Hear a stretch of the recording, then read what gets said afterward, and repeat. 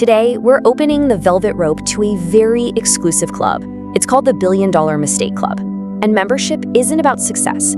It's about pulling off some of the most catastrophic, mind-blowing business deals in history. These aren't just bad days at the office. These are blunders that literally changed the world. All right, let me ask you something. What's the most expensive mistake you've ever personally made? Maybe you backed the wrong horse or bought a fixer-upper that turned into a money pit. We've all got a story. Now, I want you to take that sinking feeling in your stomach and multiply it by 1 billion. That's where we're headed today. Let's just start with a number that's almost impossible to wrap your head around.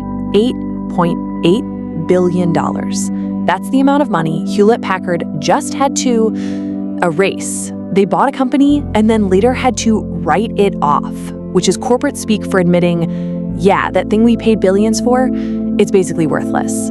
We're talking about vaporizing a company the size of Dropbox in just 1 year. And if you think that's bad, how about $9 billion? That's the size of the crater Google left in its bank account after buying Motorola. These aren't just accounting errors or typos on a spreadsheet. No, these are epic tales of ambition, ego, and absolutely spectacular failure. So how do screw-ups this big even happen? Well, it turns out they fall into a few predictable patterns. First, we've got blinded by the future, which is when you invent something amazing and just let someone else get rich off it. Then there's buying yesterday's news, paying a fortune for something that's already fading away. And finally, my personal favorite, losing to your own game, where you're the champ and you just fumble the win. Then we'll see what we can learn from all this corporate carnage. Okay, so our first category, this one might be the most painful of all. It's when you have a world-changing idea right there in your hands and you just can't see what it's worth. It's like forging the key to a whole new kingdom and then just leaving it on the doorstep for someone else to find. And our first and maybe most famous example is Xerox. Back in the 1970s at their research center in Palo Alto, they called it PARC, was basically a real-life Tony Stark's lab. I mean, the stuff these engineers were cooking up wasn't just innovative, it was straight-up science fiction. They were building the literal blueprint for every computer we use today. And the crown jewel of their work was the graphical user interface, or the GUI. You have to remember, before this, using a computer meant staring at a black screen with blinking green text and typing in confusing commands. Xerox invented what we know today: windows, icons, a mouse you click with. They made computers friendly. The problem?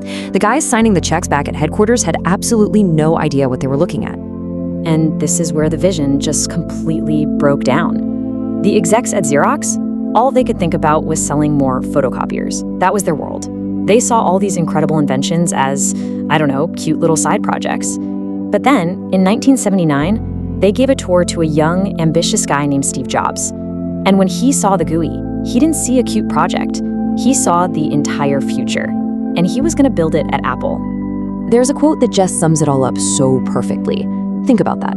Xerox literally engineered the window, and then they just stood there watching as companies like Apple and Microsoft got rich climbing right through it to build the modern world, a world Xerox should have owned. But Xerox wasn't the only company that couldn't see the future staring them in the face. Let's head over to Hollywood for a mistake of, well, galactic proportions. In the mid-70s, 20th Century Fox was funding this weird little space movie, with laser swords and talking Wookiees. They didn't get it, but they funded it anyway. That movie, of course, was Star Wars. So the director, George Lucas, he goes to the studio and makes them an offer. He says, look, pay me less to direct the movie. All I want are the rights to the merchandise, the toys, the lunchboxes, and the rights to any sequels. The Fox execs pretty much laughed, thought the rights were almost worthless, and said, sure, kid, you got it. Just 1 year later, the toys alone had made over $100 million. And the sequels, well, they built an empire that Fox had just given away. So, if our first category is all about completely missing what's next, our second category is the exact opposite. This is what happens when you get desperate and you pay a huge premium for what was hot yesterday, right as it's about to go cold. Okay, let's jump to 2011. Microsoft makes a massive splash. They buy Skype for a staggering $8.5 billion, their biggest purchase ever at the time. The plan seemed pretty solid on paper. Weave Skype into everything, Windows, Xbox, you name it, and dominate online communication. But here's the thing, their timing could not have been worse. As they were writing that enormous check, The ground was shifting right under their feet. Apple's FaceTime, Google Hangouts, and this little app called WhatsApp were taking over, offering way better experiences, especially on mobile. Microsoft basically bought the king of the castle right as the castle was about to become a museum piece. In the end, their own product, Microsoft's Teams, is what made Skype totally irrelevant. Now, if the Skype deal was just bad timing, HP's purchase of Autonomy was an absolute five-alarm fire. Also in 2011, HP announces it's buying this software company for $11.1 billion. The CEO said it was a brilliant pivot away from hardware. Wall Street said, "Are you insane?" And the stock immediately plunged by 20%. And what happened next was breathtaking. Just 1 year later, after HP claimed it found serious accounting improprieties, they had to take that $8.8 billion write-down we talked about. Poof, gone. It turns out they hadn't just bought yesterday's news.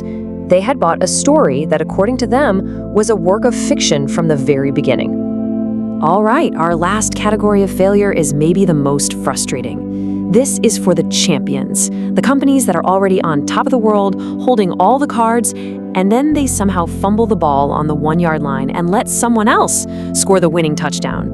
Let's go back to the early 1980s. When you said video games, you meant Atari. They were a billion-dollar giant. They were the industry. Over in Japan, a little playing card company called Nintendo had this new console they were excited about, and they wanted a partner to bring it to America. A deal was on the table for Atari to be that partner. But the whole thing fell apart over something so unbelievably petty. Atari execs saw another company showing off Donkey Kong and freaked out, accusing Nintendo of playing games with them. It was a simple licensing mix-up, but egos got bruised, communication stopped, and the deal just died. So Nintendo, feeling snubbed, said, "Fine, we'll do it ourselves." That little console became the Nintendo Entertainment System, the NES, and it went on to resurrect the entire video game industry that Atari had let crash and burn. And don't think for a second that this kind of fumble is just ancient history. Let's look at the streaming wars. NBC was a co-founder of Hulu, a platform that was perfectly positioned to take on Netflix. But in 2019, they cut a deal that basically handed the keys to the entire operation over to their biggest rival, Disney. Here was the fatal mistake. They locked in a price for their stake too early. NBC agreed to a minimum valuation of about $5.8 billion for their part of the company. In doing so, they put a price ceiling on their own investment right before the streaming market went completely bonkers. So as Hulu's value skyrocketed, NBC could only watch. They got their check, sure, but Disney got one of the most powerful weapons in the streaming wars. So we've seen companies blinded by the future, we've seen companies buying the past, and we've seen companies that just fumbled the present. So what's the common thread? What can we learn from all these billion-dollar dumpster fires? Well, it really seems to boil down to 3 timeless traps. First, you have a vision failure. That's Xerox, so focused on making better copiers they couldn't see the personal computer they had invented. Then there's timing failure. That's Microsoft with Skype, buying the leader just as the race was changing. And finally, you have strategic failure. That's Atari, underestimating a rival and making a fatal error. At the end of the day, it's really all about hubris and short-sightedness, playing out over and over again. And that leaves us with one final, kind of chilling thought. These patterns aren't just in history books. They're happening right now. The same forces of ego, disruption, and missed opportunities are swirling around today's biggest companies. So you have to wonder, which tech giant is ignoring a game-changing invention in its own lab? Which one is about to overpay for a dying trend? And which one is about to make a simple, stupid mistake that creates its biggest competitor? History shows us the playbook for failure, but there's always a new player ready to make the same old mistakes.